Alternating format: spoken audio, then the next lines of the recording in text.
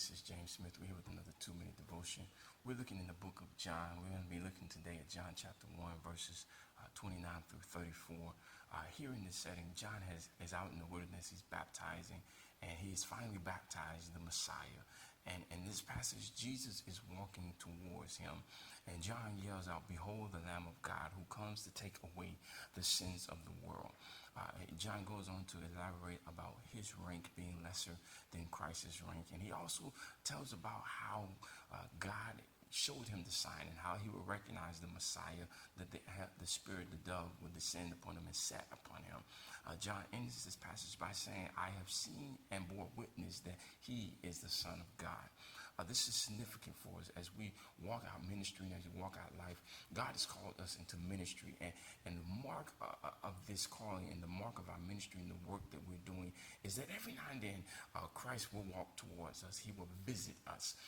He will come in our direction, and when he comes in our direction, the mark of a true believer and the mark of a true follower of Christ is that we proclaim who he is, that we openly and boastfully and loudly proclaim that this is that, behold, the Son of God, the Spirit of the Lord is here, that God is moving in this place.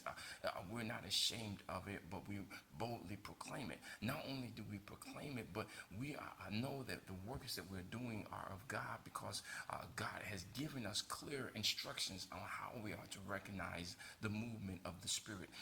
John had clear instructions on how to recognize who Christ was, and when he knew he would be the Messiah.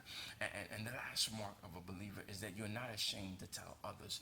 John was not ashamed, nor was he afraid to tell others that I have seen and I am bearing witness that he is the Messiah. As you go throughout this week, stand boldly. As you're doing your ministry, stand boldly, because Christ wants to visit with you. And when he visits, recognize that he is there. When he visits, let him know that he is the true Lamb of God, and don't be ashamed to tell others about who he is and how powerful and mighty he is. This has been another 2 minutes. I pray that you've been blessed.